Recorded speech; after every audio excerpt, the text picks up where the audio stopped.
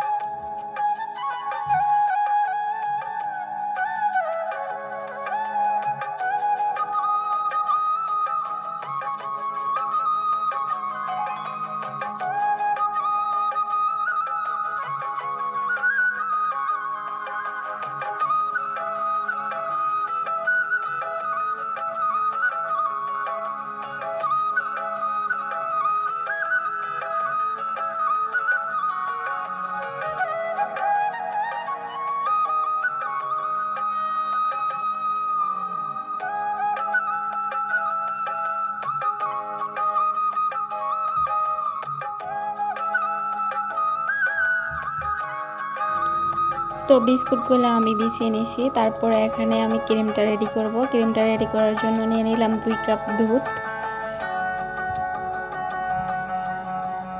2 cup দুধ দিয়ে দিলাম। তারপর দিয়ে দিব 2 চামচের মতো চিনি। তো চিনিটা স্বাদ মতো দিতে পারেন। তারপর কাস্টার্ড পাউডার দিয়ে দিব 2 চামচ। তো আমি একটা বাটিতে নিয়ে এটা ভালো করে মিশিয়ে তারপর দুধে দেব।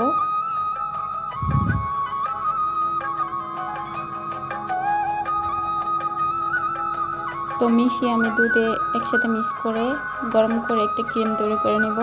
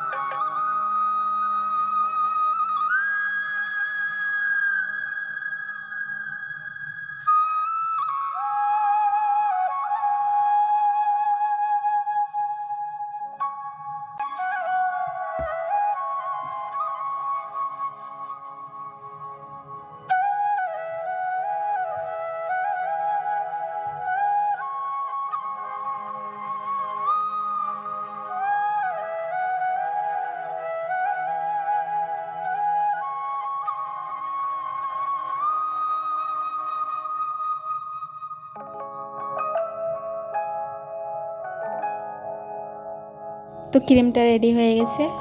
এখন আমি বিস্কুটগুলো যে দুধ দিয়ে ভিজিয়ে রেখেছিলাম এটা এখন উপরে দিয়ে দিব। ক্রিমটা দিয়ে কিছুক্ষণ আমি নর্মাল ফ্রিজে রেখে দেব ঠান্ডা হওয়ার জন্য, এটা সেট হওয়ার জন্য।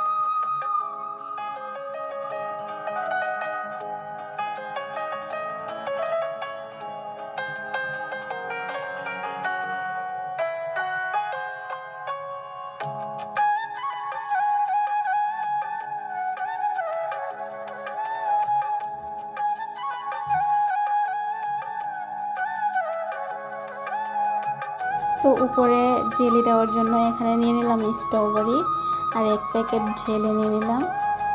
তারপর দিয়ে দিলাম 1 চামচ চিনি। তো চিনি এটা জেলিতে আছে, তারপর আমি আর 1 চামচ দিছি। এরপরে গরম পানি দিয়ে দিলাম, দিয়ে ভালো করে মিশিয়ে নেব।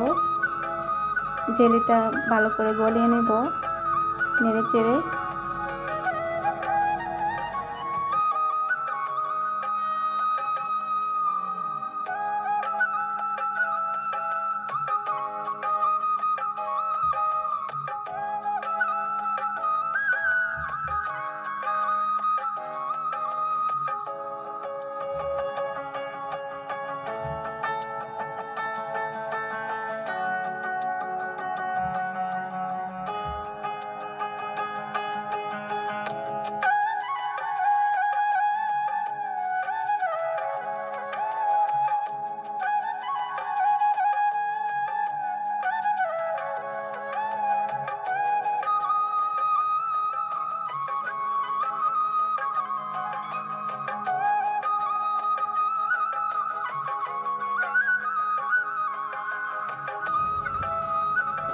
তো মিশানো হয়ে গেছে আর ওই ক্রিমটাও বসে গেছে।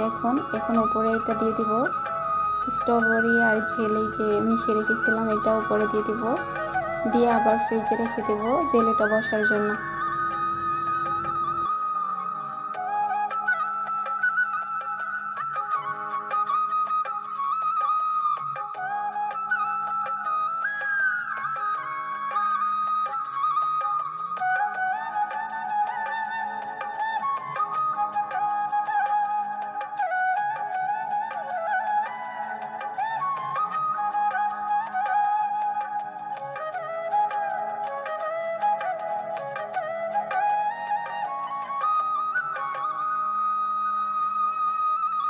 তো জেলিটা সেট হয়ে গেছে। তো দেখতে পাচ্ছেন কতটা লোভনীয় হয়েছে, খেতেও কিন্তু অনেক মজা।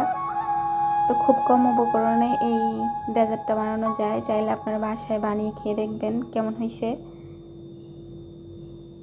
তো ডেজার্টটা কেমন হয়েছে জেলি দিয়ে অবশ্যই কমেন্টের মাধ্যমে জানাবেন। সবাই ভালো থাকেন, সুস্থ থাকেন। আল্লাহ হাফেজ।